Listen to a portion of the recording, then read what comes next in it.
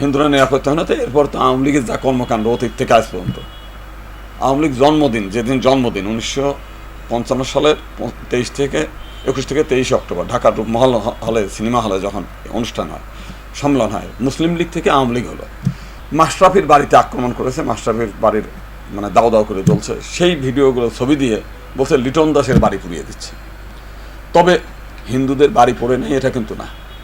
যেমন আমাদের যশোরের মোহিতনাথ, তার কোটি টাকার সম্পদ নষ্ট হয়েছে, উনি আবার আওয়ামী লীগের ওখানকার থানা সভাপতি, তো সেটা পুরো এসে তো আপনার হিন্দু হিসেবে না, সেখানে তো প্রচুর হিন্দু আছে, তাহলে বেছে বেছে ওই হিন্দুর বাড়ি পুরালো কেন? কারণটা হলো উনি আওয়ামী লীগের পক্ষ হয়ে আন্দোলনকারীদের বিরুদ্ধে অবস্থান নিয়েছে, প্রতিপক্ষকে। যদি বলেন সাধারণ হিন্দুদের, ইয়েস, সাধারণ হিন্দুদের মধ্যেও ইদানিংকালে ডাকাতি, চাঁদাবাদি এইগুলো, যেমন বরিশালে গতকালের ঘটনা, দক্ষিণাঞ্চলে এক বাড়িতে চাঁদা দাবি করে হুমকি ধামকি সবগুলো করে নিয়ে গেছে, তো চাঁদা নিয়েও গেছে। পরবর্তীকালে যারা চাঁদা নিয়ে গেছে ফোন নাম্বার দিয়ে ওখানকার বিএনপি যখন বলছে যে আমাদের কাছে জানাবেন, যে সে যখন বিএনপির নেতাদের কাছে বলছে, তারা সেই নাম্বার দেখে সেই লোকটারে ধরে নিয়ে আসছে, দেখা গেল সে আওয়ামী লীগের নেতা। মানে এই যে ঘটনাগুলো, ঘোলা জলে মাছ শিকার করার, আবার একই সঙ্গে ছেঁচড়া চোর, এরা তো ঘরে বসেই আছে, যে কোনো সুযোগ পেলে রাস্তাঘাটে এমনিই চিন্তাই করে, এমনিতেই চাঁদাবাদি করে।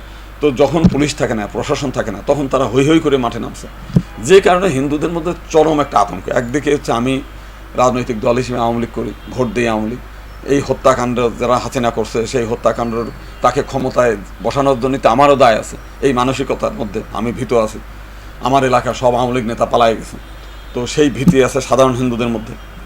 আবার কিছু হামলা ধামলা হুমকি ধামকি এগুলো চলছে, এই সব কিছু মিলেই হিন্দুরা নিরাপত্তাহীনতা। এরপর তো আওয়ামী লীগের যা কর্মকাণ্ড অতীত থেকে আজ পর্যন্ত, আওয়ামী লীগ জন্মদিন যেদিন জন্মদিন 1955 সালের 21 থেকে 23 অক্টোবর ঢাকার রূপমহল হলে সিনেমা হলে যখন অনুষ্ঠান হয়, সম্মেলন হয়, মুসলিম লীগ থেকে আওয়ামী লীগ হলো। মুসলিম লীগ বলছিল যে হিন্দুরা আমাদের আমানত, তারা সংখ্যানুপাতে যতটুকু প্রতিনিধিত্ব দরকার ততটুকু আমরা দিয়ে দেবো।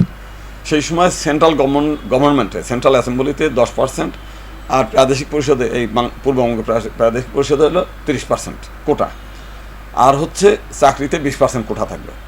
তো মুসলিম লীগের থেকে একটা কট্টরপন্থী দল বেরিয়ে আসলে বললো না, হিন্দুরা কাফের, এদের কোনো সুযোগ সুবিধা দেওয়া যাবে না, এদেরকে ভ্যানিশ করে ফেলতে হবে। তাহলে কী করতে হবে? এমনি ভ্যানিশ তো করা যায় না, আধুনিক যুগ। বলছে হিন্দুদেরকে এমনভাবে বোঝাবে যে আমরা পৃথক নির্বাচন না, কোনো সংরক্ষিত আসন না, আমরা যৌথ নির্বাচন বলে বাঙালি বানায় দেবো।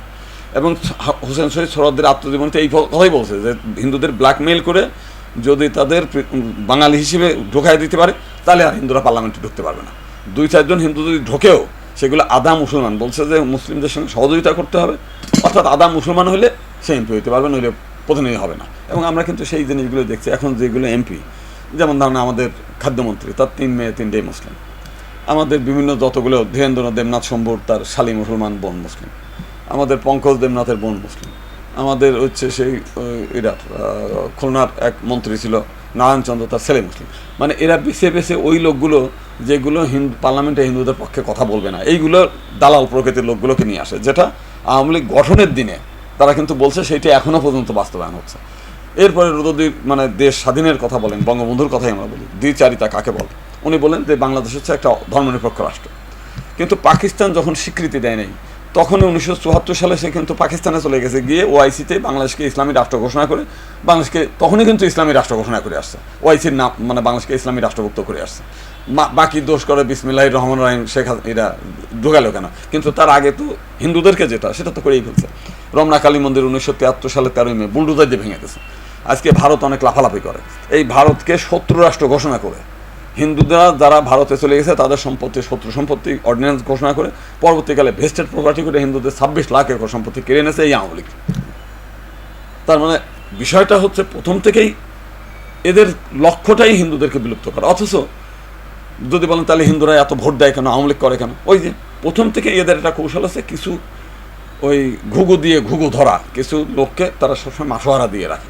যেমন আমাদের রানা দাস গুপ্ত টুপ্ত, তারা বিবৃতি দিয়ে কিন্তু হামলা করাচ্ছে। কারণটা হচ্ছে মাসোহারা নিচ্ছে। এখন এই আওয়ামী লীগের যে হিন্দু নেতারা, তারা তো মাসোহারা পাবে না, উন্মাদ হয়ে গেছে। তারা মনে করতেছে, এখনও মনে হয় শেখ হাসিনারে স্বপ্ন দেখে যে আবার নিয়ে এসে প্রধানমন্ত্রী বানায় দেবে, যেটা আমাদের জয় বলতেছেন আমার মা এখনও প্রধানমন্ত্রী আছে। এরা সেই স্বপ্ন দেখে মনে করতেছে এইবার আমরা তারা নিয়ে এসে বসাবো। তো মানুষ হয় কি, অন্ধ হয়ে গেলে আমাদের প্রধানমন্ত্রী যেমন অন্ধ হয়ে গেছে, সে বুঝতেছে যে তার মানে পরিত্রাণ পাওয়ার সুযোগ নাই। এরপরেও একদিন আগেও যদি সে পদত্যাগের ঘোষণা দেয়, তাকে কিন্তু এই দেশের আওয়ামী লীগরা অন্তত ফুলের মালা দিয়ে, এমনকি যারা আন্দোলনকারী তারাও ফুলের মালা দিয়ে বরণ করে নেবে, ইয়েস আপনি আপনার মাথায় পুষছেন। কিন্তু সে এক উজানির মার গল্প আছে, সেই উজানিয়ে উজাইল মরার পরে। মানে এই একটা বিষয় হিন্দুদের ক্ষেত্রেও তাই, কিছু গোয়ার মুসলিমদের ক্ষেত্রেও তাই। খালি গোয়ার মানে মুসলিমদের মধ্যে গোয়ার আছে না, হিন্দুদের মধ্যেও কিছু গোয়ার রয়ে গেছে এর মধ্যে, যাদের কারণে আজকে আমরা সাফারার সর্বক্ষেত্রে।